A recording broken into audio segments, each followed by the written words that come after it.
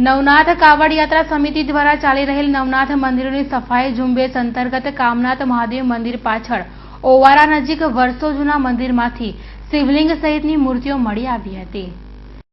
નવનાથ કાવડ યાત્રાના સંયોજક નીરજ જૈન અને કાર્યકરો દ્વારા છેલ્લા ઘણા સમયથી નવનાથ મહાદેવ મંદિરો અને તળાવોનું સફાઈ અભિયાન હાથ ધરવામાં આવ્યું છે, જે અંતર્ગત આજે કામનાથ મહાદેવ મંદિર પાછળ વિશ્વામિત્રી નદીના ઓવારાના પગથિયા પાસે માટીના થર નીચે દબાયેલ વર્ષો જૂના મંદિરને સાફ કરતા અંદરથી 2 શિવલિંગ હનુમાનજીની પ્રાચીન મૂર્તિઓ મળી આવતા તમામ મૂર્તિઓની પૂજા અર્ચના કરવામાં આવી હતી।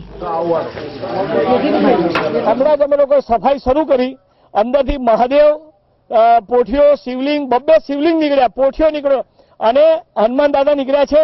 અહીંયા સત્યન મહારાજજી હાજર હતા, એ મહારાજ પૂજા કરાવાયેલા, એમણે પણ આ જોયું એટલે વર્ષોથી અપૂજ્ય રહેલા મહાદેવ આની તરત જ એમણે પૂજા કરાવડાવી, મહાદેવની પૂજા કરી છે, અભિષેક કર્યો છે અને વડોદરાની નગરી એ શિવની નગરી છે સાબિત થઈ રહ્યું છે। સંસ્કારી નગરી તો છે જ, પરંતુ એને શિવની નગરી પણ કહેવી જોઈએ, કારણ કે વડોદરામાં નવનાથ મહાદેવ મંદિરો છે। એક તરફ આપણે રિવરફ્રન્ટની વાત કરીએ છીએ ત્યારે આ ઓવારો અહીંયા તુલસી ક્યારો વર્ષો પૂરો અહીંયા દેખાય છે, આ ચારે બાજુ સતી માતાનું મંદિર બધું છે, ગોપાલેશ્વર મહાદેવ છે, તો આની સફાઈ તાત્કાલિક કરીએ, કારણ કે અત્યારની આ સ્થિતિ આ ઓવારો જે કલાત્મક છે એ આખો ઉકરડા જેવો બની રહ્યો છે।